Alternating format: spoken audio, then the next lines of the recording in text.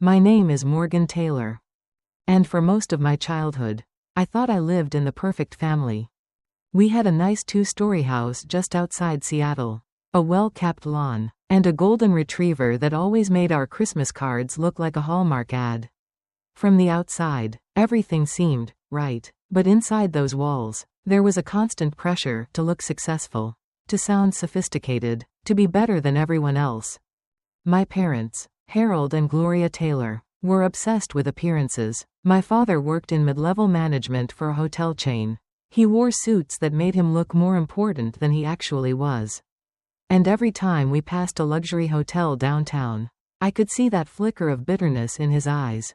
He'd tell us, "One day, I'll be up there, running places like that." But that day never came. He tried once, opened a small bed and breakfast on the outskirts of town. It went bankrupt in 8 months. And instead of learning from it, he just grew resentful, especially toward anyone in the industry who did succeed, and even more toward women who did. My mother was the queen of appearances. She measured self-worth by handbags and gossip. She hosted dinner parties we couldn't afford, smiling like our world wasn't collapsing under credit card debt. Reputation is everything, she used to say, and she lived by it, even when it meant pretending. Then there were my siblings. Garrett, the golden boy, lazy but adored. Ashley, the pretty one, raised to marry well. And then, there was me. I was the odd child. The quiet one who didn't fit into their perfect little mold. From the time I was 8, I wasn't playing house, I was running one. I'd line up my stuffed animals like hotel guests, rearrange my room furniture, create tiny room service menus on notebook paper. I even had a price chart, different rates for view and amenities. My parents laughed behind my back. But I loved it, the order, the hospitality, the feeling that every detail could make someone feel seen. When I was 10, I opened my first real business, a lemonade stand. But mine wasn't ordinary. I had seasonal specials, a loyalty card, and tiered pricing for cup sizes. That summer, I made $300, which, to me, felt like a fortune. My dad called it luck. My mom called it embarrassing. When I was 14, I ran a lawn care business with 2 classmates. I handled scheduling, quality control, and customer service. I showed my father my ledger, proud of how I tracked revenue and expenses. He flipped through it and smirked. "Playing pretend is fine for now, Morgan," he said, "but someday you'll need to find a real path in life." That night, I lay awake in bed, staring at the ceiling. It was the first time I realized something crucial, that the people closest to me couldn't see who I really was. High school made it worse. While Ashley went to parties and Garrett coasted through sports he wasn't even good at, I was working at a small hotel after school, cleaning rooms, folding towels, shadowing front desk staff. I wanted to understand every part of the business from the ground up. My parents were mortified. "Our daughter cleaning toilets? What will the neighbors think?" My mother hissed. But I didn't care. I was learning more about real work than any classroom could teach. The night I got my college acceptance letters was supposed to be the happiest of my life. I'd applied to hospitality management programs, top ones, Cornell, Purdue, UNLV, and when the Cornell acceptance came, I cried. I thought my parents would finally be proud. I was wrong. My father read the letter and laughed. "The hotel business will chew you up and spit you out," he said. "I've seen smarter people than you fail." My mother's concern wasn't my future, it was her image. What will I tell the ladies at the club? That my daughter wants to be a maid? That was the night everything changed. I told them I'd already accepted the scholarship, full tuition. My father's face turned red. "Then don't expect a dime from us." He meant it. When Garrett and Ashley went to college, my parents paid their full tuition without hesitation. For me, nothing. So I worked nights, weekends, double shifts. I served coffee, cleaned dorms, ran data for a local inn. Sometimes I'd sleep only 4 hours before class. My hands cracked from bleach and detergent. But I kept smiling, because every hour I worked was a brick in the foundation of my dream. At first, I called home every Sunday. My mother would pick up, give a 5-minute update about family news, Then pass the phone to whoever felt obligated. My father's contribution was always the same. Have you come to your senses yet? When I said no, he'd hang up. By sophomore year, the calls stopped. By junior year, they didn't even return my texts. Still, I pushed forward, graduated summa cum laude, top of my class. That morning, I stood in a sea of students surrounded by proud families. Cameras flashing, flowers in hand. No one came for me. When the commencement speaker said, "Remember to thank those who stood by you," I stared at the empty chair beside me and felt a hollow ache. But that emptiness, it became my engine. After the ceremony, I didn't cry, I just made a promise, right there. In my cap and gown. Surrounded by cheers that weren't meant for me. If my family couldn't see my worth, I'd build something so magnificent that the entire world would. It was no longer about proving them wrong, it was about proving me right. When I packed my small apartment a week later to move for my first job, I looked around the empty walls and whispered to myself, "This is where it begins." And it did. Because from that moment on, every decision I made, every risk I took, was driven by that quiet fire that no one had believed in but me. I was done waiting for someone to choose me. I was going to choose myself. When I first arrived at Cornell, I remember standing in front of the big arched entrance with my 2 suitcases and a backpack that held everything I owned. Students around me were hugging their parents, posing for photos, crying happy tears. I stood alone, watching. That was the moment it really hit me. My family hadn't even said goodbye. Still, I told myself this was freedom. I didn't owe anyone an explanation anymore. I could finally become the version of me that no one believed could exist. The first semester nearly broke me. I worked 3 part-time jobs just to cover food and rent that my scholarship didn't include. Mornings, I ran the front desk at a budget motel off campus. Afternoons, I tutored freshmen in accounting. Nights, I cleaned classrooms. Sometimes I'd fall asleep over my textbooks at 2 a.m., wake up at 6. And keep going. But for the first time, exhaustion felt like progress. Every hour meant I was still standing on my own. I made friends slowly, mostly other scholarship kids who knew what it was like to count every dollar. While they complained about cafeteria food, I quietly ate ramen noodles with coffee because it was cheap and kept me awake. Whenever life felt unbearable, I'd walk past one of the luxury hotels downtown. I'd stand on the sidewalk, looking up at the glowing windows and tell myself, one day, I'll build something like that. Not for them, but for me. During my freshman year, I still called home every Sunday. My mother would answer with her practiced cheer. "Oh, Morgan, everything's fine here. We just joined a new club. Garrett's thinking of grad school. Ashley's engaged." She'd pause, and I'd wait for the part where she asked about me. It never came. Eventually, she'd say, "Your father wants a word." He'd pick up and go straight to the point. "So, have you come to your senses yet? Ready to switch to something useful? Business administration, maybe?" When I told him I loved what I was studying, he'd grunt and hang up. By sophomore year, the calls came less and less. By junior year, they stopped altogether. It's strange how silence from people who once shouted at you can hurt even more. But that silence also forced me to fill the void with something else, discipline. I made a rule: every rejection is fuel. My professors noticed my drive. I started getting invited to assist in small research projects about hospitality innovation, things like guest psychology, service design, revenue optimization. I soaked up every bit of it. Each summer, while most students were off traveling or interning at glamorous hotels abroad, I stayed local. I worked at small family-run inns, taking on anything: housekeeping, front desk, maintenance. I didn't want theory. I wanted the dirt, the details, the truth of the business.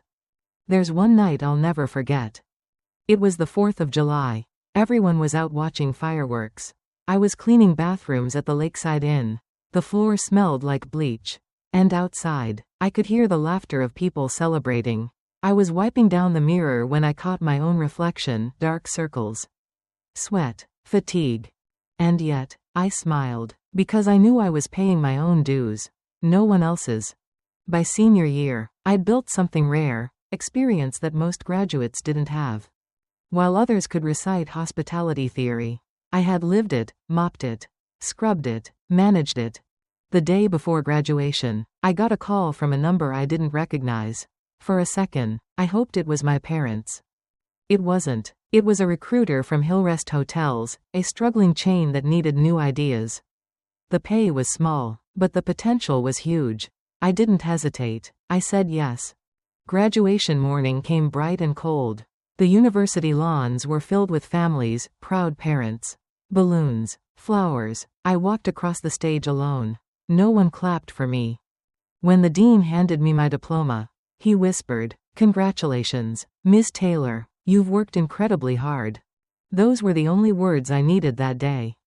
After the ceremony, I sat under a tree, still in my gown, watching everyone take photos. A mother hugged her son and said, "We're so proud of you." I felt my throat tighten. Then, instead of crying, I stood up, brushed the grass off my robe, and whispered, "One day, they'll regret underestimating me." A week later, I packed up everything I owned into my old sedan and drove east toward my new job. The car barely made it out of the parking lot, but I didn't care. Every mile felt like another layer of fear peeling away. The Hillrest Hotel's corporate office was in a rundown building with peeling paint and flickering fluorescent lights. Hardly the glamorous start I'd imagined, but maybe that was perfect. The people there didn't know me, didn't expect anything. I could reinvent myself from scratch. My first role was guest services assistant. Basically, I did whatever no one else wanted to: scheduling check-ins, dealing with complaints, chasing late housekeeping reports. It was chaos, but I noticed something the first week: no one there really saw the guests. They were obsessed with procedures, not experiences. Every staff meeting was about cutting costs, not improving stays. I started keeping notes. Little ideas, small changes that might make people feel cared for again. But I was the new girl. 22, no family name to back me. No one listened. Until one person did. Her name was Elaine Winters, the general manager. She was in her 60s, hair silver and short, always a faint smudge of lipstick on her coffee cup. She'd started her career 40 years earlier as a front desk clerk, the kind of woman who had seen it all and didn't have patience for pretense. On my third day, she pulled me aside. "You're the Cornell girl, right?" she asked. I nodded, nervous. She gave a half smile. "Good. Let's see if you're as smart as your degree says. You start in housekeeping tomorrow. Welcome to hotel boot camp." For the next 6 months, Elaine pushed me through every department: housekeeping, maintenance, food service, laundry, reservations. She said, "You can't manage what you don't understand." It was exhausting, but she was right. I learned more in those months than in all 4 years of college. And I learned something else: leadership wasn't about barking orders. It was about noticing the details others ignored. Once, during a hectic convention weekend, the hotel accidentally double-booked 12 rooms. Guests were furious. Staff panicked. Elaine was out handling another crisis. So I stepped in. I ordered complimentary drinks, rearranged the meeting space into temporary suites, and promised a free return stay. By morning, we had transformed disaster into good reviews. Elaine called me into her office the next day. She looked over her glasses, smiled, and said, "You've got something special, Morgan. You see both the forest and the trees. Most people can't do that." For the first time in years, I felt something I hadn't in a long time seen. And that moment, though small, changed everything.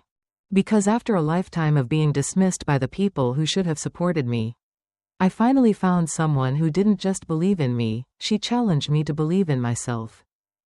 Elaine wasn't the kind of mentor who praised you often. She believed in lessons delivered through pressure, not compliments. On my first day in housekeeping, she tossed me a cart full of cleaning supplies and said, "Every empire starts with a broom. Sweetheart, let's see if you know how to use one." And I did. I cleaned rooms, scrubbed bathroom floors, changed sheets until my fingers cracked. But I wasn't just cleaning, I was observing. I watched how guests reacted to the smallest details: the placement of a coffee maker, The texture of a towel. The tone of a housekeeper's voice when she said good morning. Every gesture told me something about how hospitality worked at its most human level. Elaine noticed. One night, she invited me to join her for a quick dinner in the hotel restaurant after my shift. She sipped her glass of wine, studied me for a moment, and said, "You remind me of myself when I was your age. Only difference is, I was terrified of failing. You look like someone who's already survived failure." I didn't correct her, but she wasn't wrong. Those months under Elaine were what she called hotel boot camp. When an employee called in sick, I filled in. When maintenance needed an extra hand to fix a leak, I held the wrench. When a guest complained about the temperature of the soup, I learned how to apologize like it was my own fault. And then came the real test. It was a Friday evening during a major business convention, every room booked solid. Suddenly, 2 large groups arrived claiming the same set of rooms. Overbooked. The system had glitched. The front desk froze in panic. The lobby filled with angry guests. And the phones wouldn't stop ringing. Elaine was out meeting an investor. No one knew what to do. So I did. I took a deep breath, walked behind the desk, and said, "Everyone, give me 10 minutes. Then I grabbed a notepad, started listing names, and quickly rearranged the conference rooms into temporary suites. I sent our bell staff to bring in extra beds and linens. Ordered complimentary wine and dinner service for both groups. And personally greeted every single guest. Apologizing with sincerity, not excuses. By midnight, the chaos had turned into gratitude. Guests were laughing, eating, posting pictures online about how the staff had gone above and beyond. The next morning, Elaine was waiting for me at the front desk, arms crossed, trying to look stern, but her eyes were smiling. "Quite a night," she said. I nodded, ready for a reprimand. Instead, she said quietly, "You handled it better than most managers I've ever trained." From that day, something shifted. She began trusting me with more scheduling, staff coordination, inventory control, and for the first time, I wasn't just doing a job, I was shaping how things worked. But I didn't stop there. I started keeping notes on inefficiencies, outdated procedures, unnecessary expenses, guest pain points. It wasn't rebellion, it was obsession. I wanted to fix everything. One evening, Elaine caught me in the office surrounded by spreadsheets and sticky notes. "You planning to run this place by yourself?" she teased. I smiled. "Not yet, but I think we're missing something simple, balance." "Balance?" she repeated. "Yeah," I said. "Everyone in this industry either focuses on cutting costs or on creating luxury. It's always one or the other. But maybe we can do both. Efficiency and experience, comfort and conscience." Elaine leaned back, studying me with that look mentors get when they know their students about to outgrow them. "Prove it," she said. And she gave me control of 1 floor, 12 rooms, to experiment. It wasn't much, but it was mine. I started with the smallest details. Moved the coffee makers to a better spot. Added multi-port charging stations. Replaced the welcome brochure with a handwritten note tailored to each guest's reason for staying. Business trip? Good luck with your meeting. Anniversary? Congratulations on your special day. The changes cost almost nothing, but the results were instant. Within 2 weeks, our satisfaction scores jumped nearly 30%. By the 3rd month, guests were specifically requesting to stay on Morgan's floor. Elaine called me to her office again. "Do you know what the CEO said this morning?" she asked. I shook my head. He said, "Who's this kid making my hotels look bad?" She grinned. "So congratulations. You're getting promoted, Director of Guest Experience. All 4 properties." For a second, I couldn't breathe. The same girl who once scrubbed bathrooms was now designing how guests would feel across an entire hotel chain. But promotion didn't change my hunger, if anything. It made me hungrier. I worked tirelessly for the next 2 years, traveling between properties, training staff, redesigning operations. Slowly, our numbers climbed, occupancy went up, revenue followed, and the company's reputation started to rebuild. At 25, I had become one of the youngest directors in the company. People started noticing my name. except the people who once shared it. During that time, I went home once, Christmas Eve. I thought maybe things had changed. Maybe they'd seen my progress online. Maybe they'd welcome me back. I was wrong again. We were sitting around the dining table, the same one that had witnessed every argument of my teenage years. My mother was serving wine. My father reading the financial section of the newspaper like he owned the world. Garrett bragged about a new business idea that sounded suspiciously like a pyramid scheme. Ashley was talking about wedding plans. Then my mother turned to me, feigning interest. "So, Morgan, what have you been up to? Still cleaning rooms?" I smiled politely. "Actually, I'm planning to leave Hillrest soon. I've been working on a business plan to buy and revitalize small, struggling hotels." The silence that followed was so heavy I could hear the clock ticking. Then my father burst out laughing. "You? Buy hotels? With what money? Your little salary barely covers rent in that shoebox apartment." Garrett snickered. Ashley smirked behind her wine glass. My mother patted my hand condescendingly. "Darling, the hotel business is for people with capital and connections. Why not find a nice corporate job, or a husband who already owns one?" I looked at all of them, the family that had taught me so much about what love wasn't. And in that moment, something inside me crystallized. I wasn't angry anymore. I was done seeking approval. That night, I packed my bag and left 3 days early. Snow was falling, covering the streets in white silence as I loaded my car. I remember looking back at the house one last time. The lights glowed warmly through the windows, but I knew the warmth wasn't real. On the flight back to New York the next morning, I made myself a promise. They had forfeited the right to witness my journey. From this point on, my success would be mine alone. And I meant it. Because for the first time in my life, I wasn't just trying to prove them wrong. I was finally building something for the woman they refused to see. When I left my parents' house that snowy night, I thought I'd buried every trace of need I had for their approval. But the truth is, their laughter still echoed in my mind for weeks after. It wasn't just the sound of mockery, it was the sound of limitation. The sound of people who believed they had already decided what my life could be. And nothing fuels a dream quite like being told you'll never reach it. When I got back to work at Hillrest after that disastrous Christmas, I felt different. Sharper, quieter, more certain. Elaine noticed it too. "You look like someone who's done making excuses," she said, handing me a cup of black coffee. "I am," I told her. "I've got an idea, a business plan.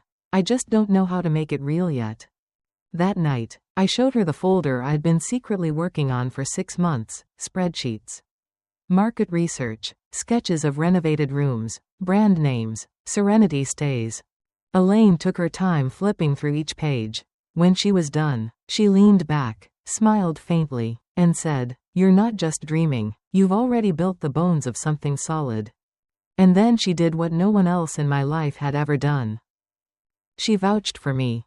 Elaine introduced me to 2 of her former colleagues, both retired hotel executives turned investors. Their names were Thomas Lee and Margaret Dawson. They were practical people, not dreamers, so when I met them in a quiet Manhattan cafe one evening, I came prepared. I told them about my idea, small, underperforming hotels reimagined with modern efficiency and genuine hospitality, comfort without pretension. A new model for a new traveler. Thomas leaned back, skeptical. "Why should we believe you can pull it off?" I looked him straight in the eye. "Because I've lived every part of this business, from scrubbing toilets to running guest experience for 4 properties. I don't just know what guests want. I know what staff need to give it to them." Margaret smiled. "You've got the fire. I'll give you that." A week later, they called. "We'll back you," Thomas said, "but you'll have to get your hands dirty." I laughed. "That's the only way I know how to work." The first property we bought wasn't glamorous. It was a dying 30-room roadside motel in New Jersey. Faded yellow paint, flickering neon sign, a reputation for hourly rentals instead of overnight stays. When I first unlocked the front door, the smell of mildew hit me so hard I had to step back. But where everyone else saw decay, I saw foundation. I quit my job at Hillrest, packed up my apartment, and moved into room 101, the one with the least water damage. That became both my office and my home for the next 6 months. We didn't have much money, so my small team and I did most of the renovations ourselves. We ripped out carpets, patched drywall, painted until our arms ached. I learned how to fix leaking sinks, install light fixtures, and negotiate with contractors twice my age who didn't take me seriously until I made them. Every night, after the crew left, I'd sit on the bare mattress, covered in paint dust, planning tomorrow's work under the dim light of a single lamp. It was grueling, lonely, but also exhilarating. For the first time, I wasn't following someone else's rules. This time, every decision was mine. By the time we reopened, the place didn't just look different, it felt different. We called it Serenity Stays, a hotel that offered peace, warmth, and smart simplicity, a place where business travelers could breathe, and weekend guests could feel cared for without being overcharged. We opened with no fancy marketing, no celebrity endorsements, just honest service and small thoughtful touches. Like handwritten notes waiting in every room. Like a personalized welcome playlist based on guests' preferences. Like warm cookies in the lobby at 6 p.m. sharp. Within 3 months, we were running at 89% occupancy. By month 6, we had a waiting list. Guests started leaving glowing reviews online, calling us the hidden gem off the highway and the place that remembers your name. Travel bloggers discovered us, then newspapers. Suddenly, Serenity Stays was in the New York Times travel section, called a new face of affordable comfort. The investors were thrilled. Thomas told me, "You've got lightning in a bottle. Don't lose it." I didn't. I refined the system, documenting every step, how to identify undervalued properties, how to calculate renovation ROI, how to train staff on empathy as a skill, not an instinct. 18 months later, we had 3 thriving Serenity Stays locations across 2 states. It was a victory I wanted to share.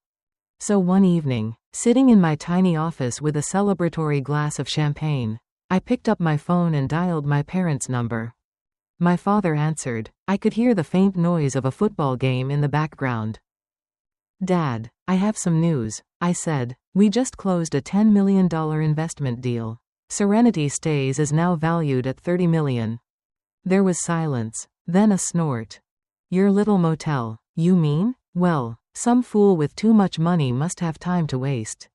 I could have told him everything, about the waiting lists, the reviews, the investors lining up. But I didn't. Instead, I said quietly, "I thought you might be proud. Call me when you have something real to talk about," he said, and hung up. That was the last time I ever called them. That night, I stared at my phone for a long time before putting it down. Then I whispered to myself, "That's okay."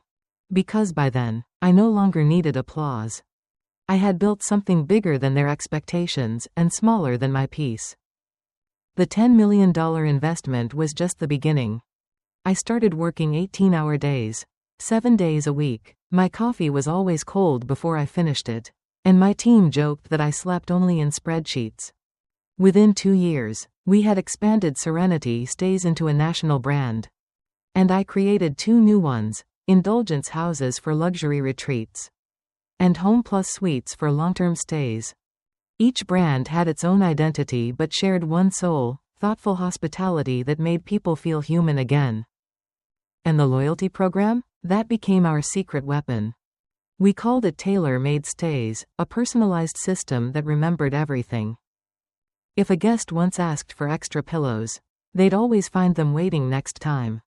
If someone mentioned loving a particular local craft beer, it'd be in their minibar at check-in. It wasn't technology that made it work, it was empathy, coded into every step.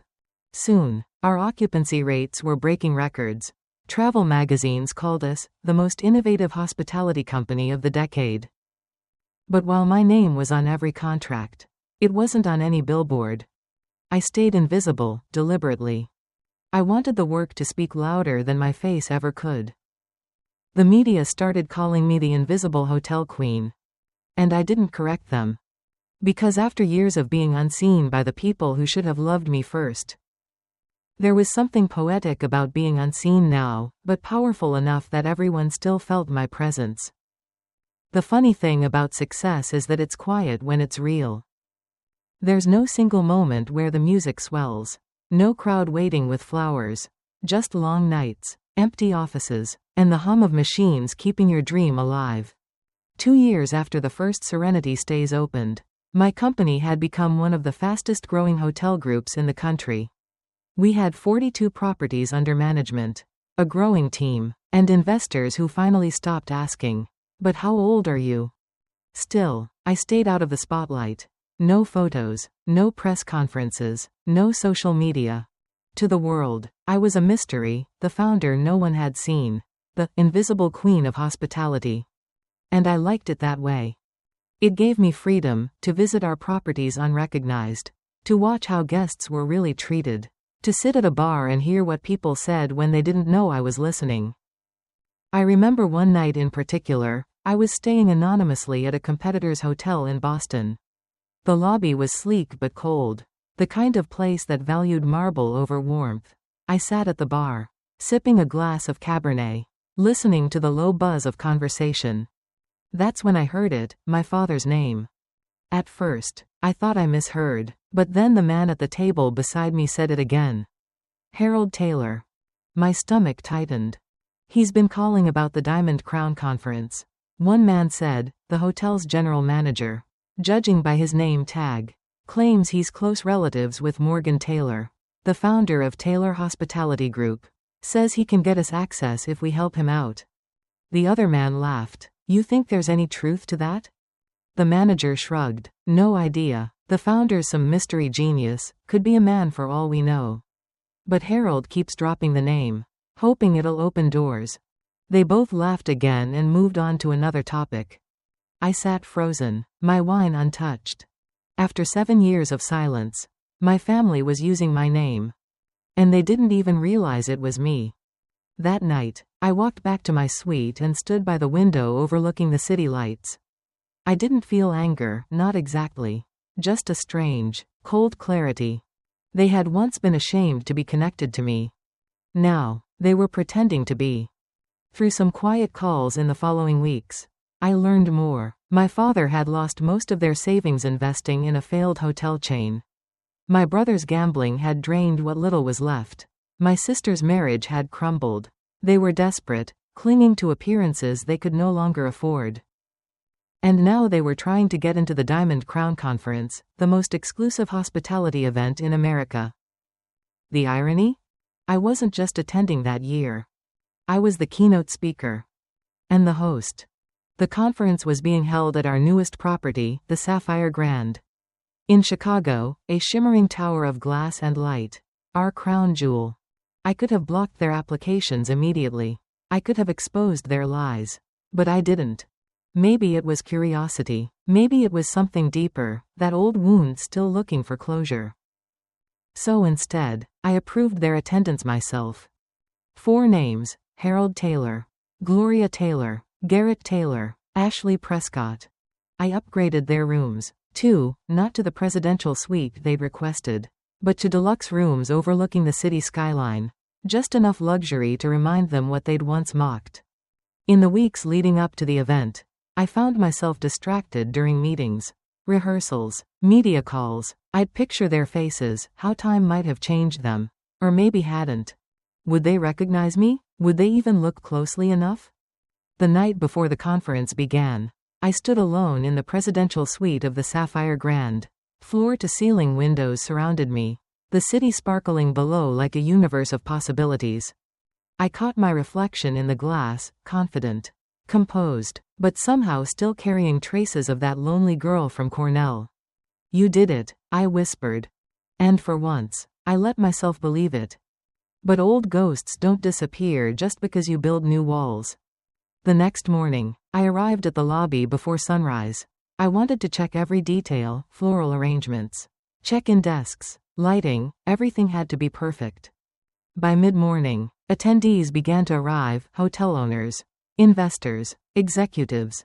I stood at a discreet distance, dressed in a simple black suit. Just another professional in the crowd. Then, at 10:15 a.m., the glass doors slid open. And there they were. My family. They looked older, smaller somehow. My father's hair was completely gray. His once broad shoulders now hunched. My mother clutched her handbag like armor. Garrett had the puffy face of someone who drank too much and slept too little. Ashley was still beautiful, but with a sadness around her eyes I hadn't seen before.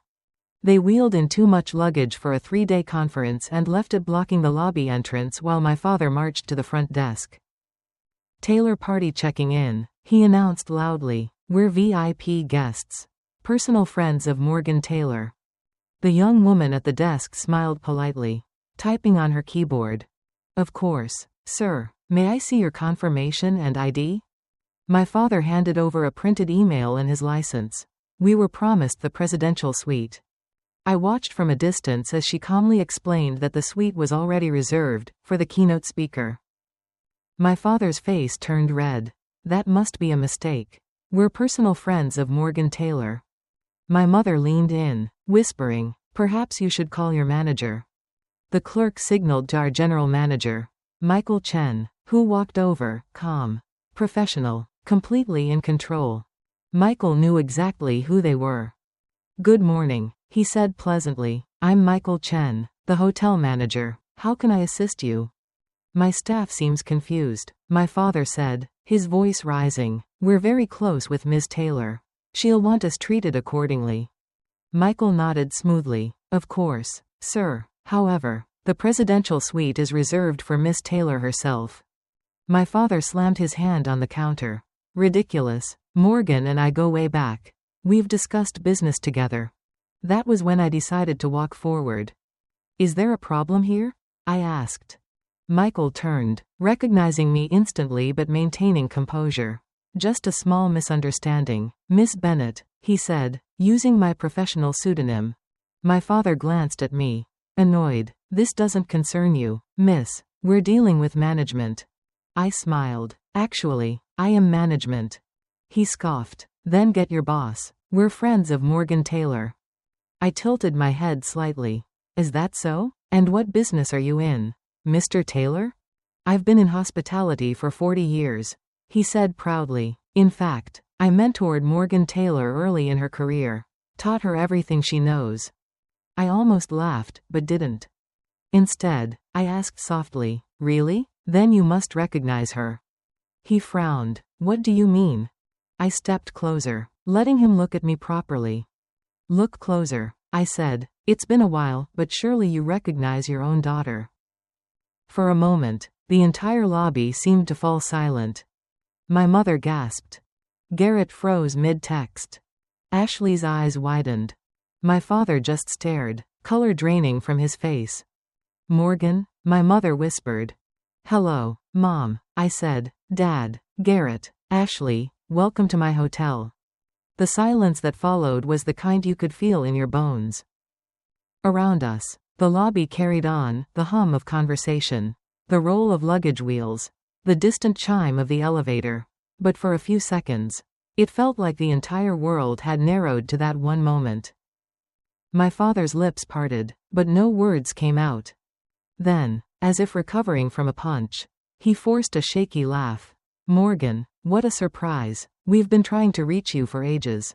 You changed your number." "I haven't changed my number in 10 years, I said quietly. He froze. My mother stepped forward, that old social charm flickering like a dying flame. "Darling, you look wonderful, so successful. We always knew you'd do great things." Ashley tried for a smile. "Wow, Morgan, you own all this? That's incredible. We've been telling everyone how proud we are of you." Garrett just stared at the floor, saying nothing. I folded my arms, keeping my voice even. "Interesting, because just a moment ago, you were explaining to my staff how Taylor hospitality is all flash. No substance. Please, continue. I'm fascinated to hear your professional critique." My father's face tightened. "That was just a misunderstanding. You've done remarkably well, sweetheart. We're thrilled for you." "That's not how I remember it," I said. "I remember being told I'd fail spectacularly." That I was embarrassing the family by pursuing this career. He chuckled weakly. Water under the bridge. Families fight. Things are said. The important thing is we're together now. And obviously, there's been a mix-up with our rooms. I'm sure you'll want your family in the presidential suite with you. I shook my head, smiling faintly. No mistake. The presidential suite is reserved for me alone. You'll find your deluxe rooms exactly as arranged. My mother's voice trembled slightly. But, darling, as your family, as conference attendees, I corrected gently, you've been provided beautiful accommodations. If they don't meet your standards, you're welcome to stay elsewhere. The Belmont Collection has a property just 3 blocks away. I hear you prefer them. That hit harder than I intended. My father's jaw clenched. Morgan, after all we've done for you. I raised an eyebrow. After all you've done for me? Please, enlighten me. Did you help me secure my first investment? Did you renovate that first property with your own hands? Did you celebrate when I made my first million? He didn't answer. No, I said softly. You told me I'd fail. You told me I was foolish. And when I refused to give up my dream, you cut me out of your lives. And now you show up here, at my flagship hotel, lying to my staff. Pretending to be my business partners. Demanding special treatment. Tell me, Dad, what exactly do you think gives you that right? He straightened, anger flickering back through the shame. We're still your family. I looked at him for a long moment. Then I said the words I'd waited years to speak. Biology isn't family. Family supports each other. Family believes in each other. Family shows up. He stared at me, speechless. I turned to Michael, my manager, who had been watching quietly. Please ensure Mr. and Mrs. Taylor and their children are checked into their deluxe rooms. Standard conference amenities only. Yes, Ms. Taylor, he said immediately. As I began to walk away, my father called after me, voice trembling between fury and desperation. So that's it? After all these years, you're just going to treat us like strangers? I turned back slowly, meeting his eyes. You made that choice 7 years ago, I said. I'm just honoring it. Then I pulled out my phone and called security. This is Morgan Taylor. Please remove the Taylor family's VIP privileges from the system immediately. They are standard guests only. I held his gaze as I spoke. The color drained from his face as he realized the power dynamic had reversed completely. I didn't raise my voice. I didn't gloat. I simply said, "Enjoy the conference." And I walked away. Behind me, I could hear my mother whispering frantically, trying to calm him. She'll come around, my father muttered. She needs us more than she realizes. He couldn't have been more wrong. That evening, the Sapphire Grand transformed into a world of light and glass for the Diamond Crown Gala. The chandeliers sparkled like constellations. The string quartet played softly, and the air buzzed with the sound of clinking glasses and ambition. I made my entrance at precisely 8 o'clock, wearing a tailored white suit that seemed to glow under the chandeliers. Conversations dimmed, heads turned. For most people in the room, this was the first time they had seen me, the elusive Morgan Taylor, in person. From across the ballroom, I saw them, my family, huddled near the bar, pretending to belong. My father in an old tuxedo that didn't quite fit anymore. My mother clutching a wine glass like it was her lifeline. Garrett scrolling through his phone. Ashley trying, and failing, to network with people who recognized her desperation. They looked lost. My executive team surrounded me, warm and protective. I exchanged greetings, smiled for photos, shook hands with investors. I was exactly where I was meant to be. But when I caught sight of my family again, a small ache pulsed beneath my ribs. I didn't hate them, not anymore. I just pitied them. At 9:30, the lights dimmed slightly, and our general manager, Michael, took the stage. He spoke about the journey of Taylor Hospitality Group, about how one woman's vision had reshaped the meaning of modern hospitality.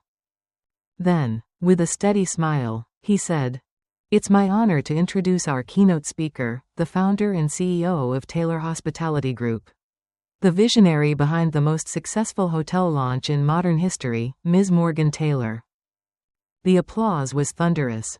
As I stepped onto the stage, the spotlight washed over me, and for a moment, I couldn't see the crowd, only the glow. But when my eyes adjusted, I saw them, my family standing in the back of the ballroom. My father's face was a mix of pride and resentment. My mother's was calculating. Ashley looked moved. Garrett looked small. I took a breath and began. When I started Taylor Hospitality 7 years ago with a single 30-room motel, I never imagined standing here tonight. I didn't come from privilege or power. I came from hard work, long nights, and the belief that kindness and excellence can coexist. The room fell completely silent. The theme of this year's conference, I continued, is authentic hospitality in a digital age, because technology can automate everything except human connection. As I spoke, I saw my reflection in the eyes of every person in that ballroom, the investors, the staff, the guests, and yes, even my family. The greatest lesson I've learned, I said as I reached my closing words, is that true luxury isn't about thread count, or brand names, or exclusivity. True luxury is about being seen, being heard, and being valued. When people feel invisible, they remember that pain, but when they feel genuinely cared for, they remember that forever. I looked directly toward the back of the room, where my father stood frozen, his champagne glass halfway to his lips. At Taylor Hospitality, I said softly, we don't build hotels, we build belonging. The applause rose like a wave, long, sustained, genuine. As I stepped down from the stage, hands reaching to shake mine, I felt something settle inside me. The ache was still there, but quieter now, replaced by something else. Peace. That night, as I left the ballroom, I didn't look back. For the first time in my life, I didn't need to. That night, after the gala, I sat alone on the balcony of my presidential suite, barefoot, a glass of bourbon in hand, the city of Chicago glittering beneath me. The applause from my keynote still echoed faintly in my ears, but it wasn't pride that filled me. It was exhaustion.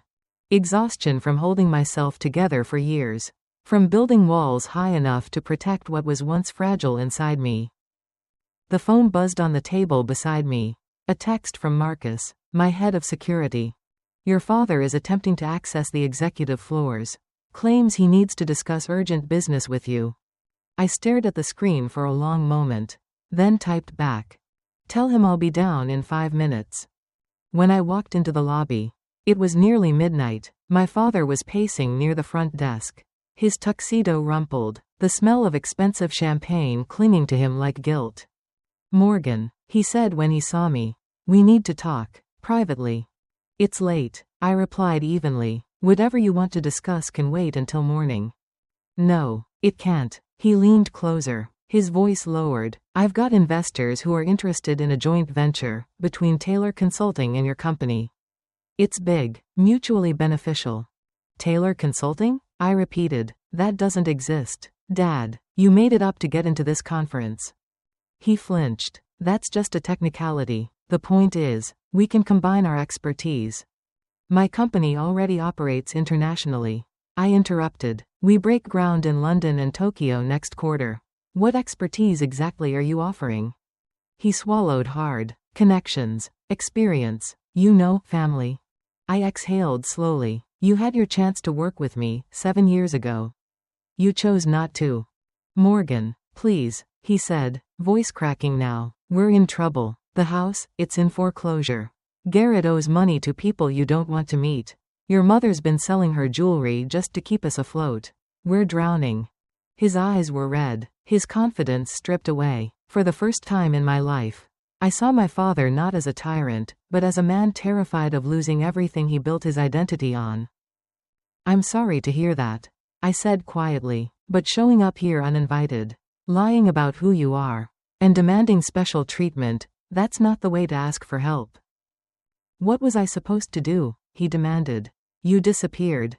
I didn't disappear, I said, meeting his gaze. You pushed me away. You told me I'd never make it.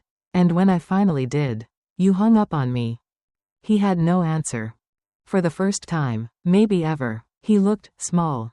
I turned to leave. Get some rest. We'll talk in the morning.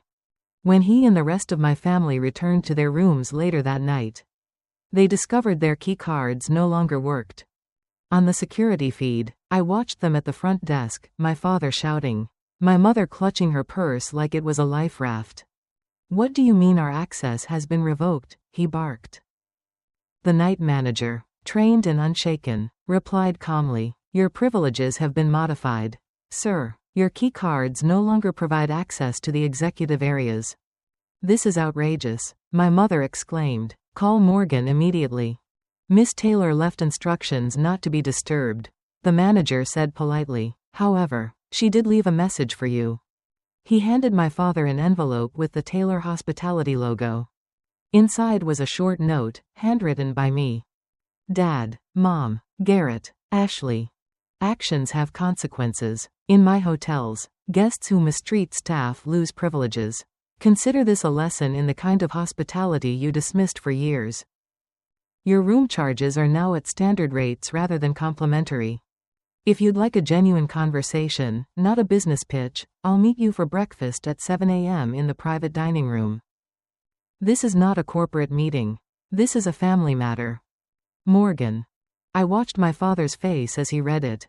His jaw tightened, his hands trembling slightly. Then, silently, they took their new key cards and went upstairs. At 6:55 the next morning, I was already seated in the private dining room. The table was set for 5 fresh flowers, coffee, and the faint sound of jazz playing through hidden speakers. At exactly 7 o'clock, the door opened. They walked in, looking tired but dressed as if trying to hold on to dignity.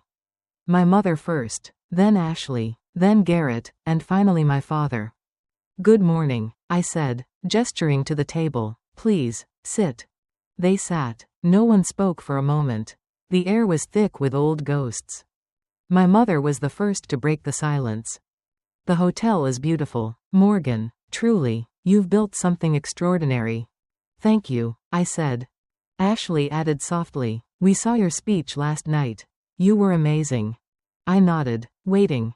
Then my father cleared his throat. "About yesterday, things got out of hand. We didn't mean to cause a scene." "Didn't mean to?" I repeated, my voice still calm. "You lied about your relationship with me. You invented a fake company. You demanded special treatment. That seems pretty intentional." My mother sighed. "We were desperate." I looked at each of them in turn. "You only remembered me when you needed something." No one argued. Then Garrett spoke up quietly. "You're right. We treated you terribly. I did too. I don't have an excuse." There was a stillness after that, a kind of truth too heavy for words. My father stared at his untouched coffee. "I was ashamed," he admitted, "too ashamed to call. How do you apologize for telling your daughter she'll fail, only to watch her do everything you couldn't?" I swallowed hard. His words were raw, real. "You just did," I said softly. My mother reached across the table, her hand trembling. "We were wrong about everything. Your vision, your courage, your heart. We were so busy pretending to be perfect that we couldn't see the extraordinary person you were becoming." I let her hand rest there, but didn't take it. "I didn't ask for an apology," I said. "I asked for honesty. I need to know if there's anything worth salvaging in this relationship." Ashley leaned forward. "Of course there is. We're family." I shook my head. "Family is more than blood. Family shows up, even when it's inconvenient." They went silent again.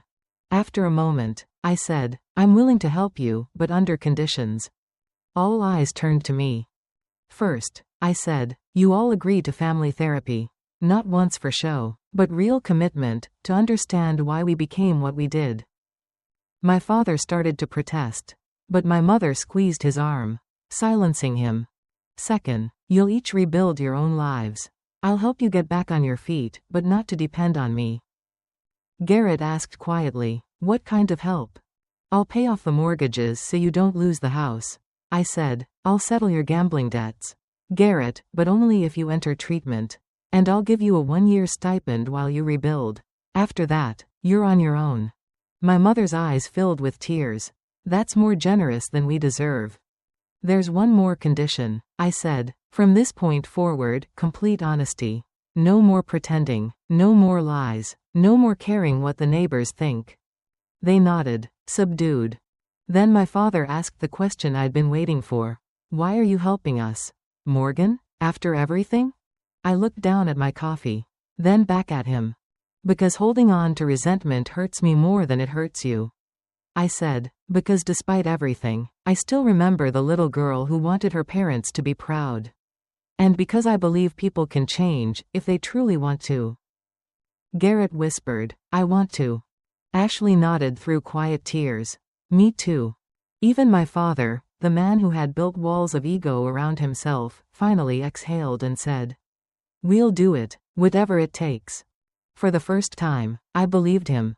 6 months later, I walked into my parents' house for the first time in nearly a decade. It felt smaller than I remembered. The walls that once echoed with criticism and false pride were quieter now, softer somehow. For years, this place had felt like a wound that refused to close. But that morning, as I stood in the doorway with a box of pastries in my hands, it just felt human. The living room smelled like coffee and paint, my mother's new hobby. Canvases leaned against the walls, filled with messy, colorful strokes. She looked up from her easel when I entered, a paintbrush tucked behind her ear. Morgan, she said, smiling, not the practiced social smile I grew up with, a real one. Come in, darling, you're early. My father appeared from the kitchen carrying a tray of mugs. His movements were slower now, but calmer. There was no trace of that restless, brittle energy he used to carry, the kind built on disappointment. He set the tray down carefully. Coffee's fresh, real cream, just how you like it. Thank you, I said quietly. It was strange. These simple gestures, coffee, warmth, no pretense, felt more valuable than all the grand speeches I'd once wished for. Garrett came in a few minutes later, wearing an apron and holding a plate of scrambled eggs. He looked steady, clear-eyed. There was something new in his face, humility. Don't get used to it, he joked. I'm only cooking because my shift starts at noon. He'd been working as a barista for the past few months, earning minimum wage. But proud of every paycheck. He'd completed his addiction recovery program and was now mentoring others. It wasn't glamorous, but it was real.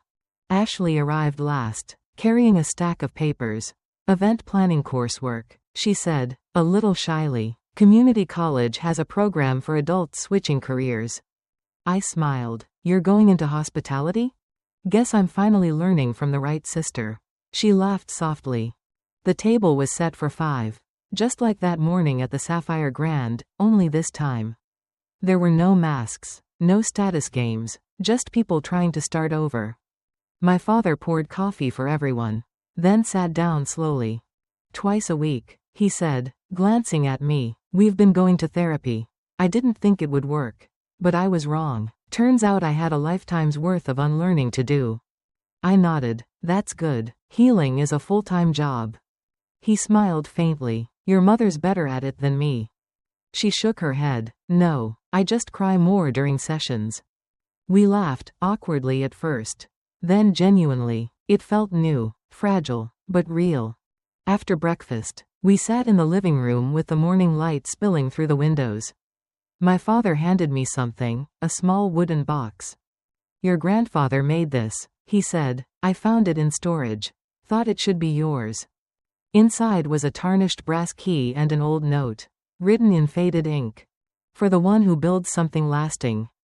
I ran my fingers over the words, realizing that my grandfather had probably written them decades ago, never knowing who would read them. It felt like it had finally found its owner. Thank you, I whispered. My father leaned back, his eyes misty. You know, I used to think success was about owning things. Houses, cars, titles. Turns out it's about owning your mistakes. I looked at him, at all of them, these same faces that had once been so hard to face. They weren't perfect, but neither was I. And maybe that was the point. Do you remember, my mother said, that Christmas when you told us you wanted to run hotels someday? We laughed. I've thought about that moment a lot. She paused, her voice trembling. I think that was the first time I realized I was raising someone stronger than me. I didn't know what to say. For once, silence didn't feel like a wall. It felt like peace. In the months since that breakfast at the conference, we'd all been changing, slowly. Painfully, but truthfully. My parents sold their house and downsized to something smaller. Simpler. They started volunteering together, my father teaching business classes to underprivileged kids. My mother selling her paintings at local markets. Garrett moved into his own apartment. Ashley interned at a small events company. And me? I'd finally learned how to stop measuring my worth by how much I achieved, and start measuring it by how I felt. I still worked hard. I still led my company. But I no longer needed to prove anything. Not to investors, not to the press, and certainly not to my family. 1 year after that conference, I hosted Thanksgiving dinner at my home. The long oak table was filled with food, laughter, and a strange kind of tenderness that comes only after people have broken and rebuilt themselves. Halfway through dessert, my father stood up, a cup of coffee in his hand. He cleared his throat. "I'd like to make a toast." We all looked up. "To Morgan," he said, "who taught us that success isn't about status, it's about authenticity. That being seen doesn't come from other people's approval, but from daring to be who you really are." He looked at me, eyes soft. "And thank you for giving us a second chance we didn't deserve." I raised my own glass. Smiling. "To growth," I said, "and to the courage it takes to build something new, whether it's a hotel or a family." Everyone clinked glasses. For the first time, it felt like home. Not the one I grew up in, but the one I built. With honesty and boundaries and love that wasn't conditional anymore. Later that night, after everyone left, I stepped outside onto my terrace. The city lights shimmered below. Reflections dancing across the windows, the same lights that once symbolized ambition now looked like quiet constellations of belonging. I thought about everything it took to get here, the pain, the distance, the hunger for validation that had burned for so long. And I finally understood something I hadn't before. Revenge had never really been about proving anyone wrong. It had always been about freeing myself from needing to. I smiled to myself, whispering the same words I once said as a girl staring at hotel windows. "One day, I'll build something lasting." And I had. Not just an empire of hotels, but a life I didn't need to hide behind anymore. Because the truest kind of power isn't found in the lobby of a skyscraper. It's in the quiet forgiveness that lets you finally go home, not to where you came from, but to who you've become.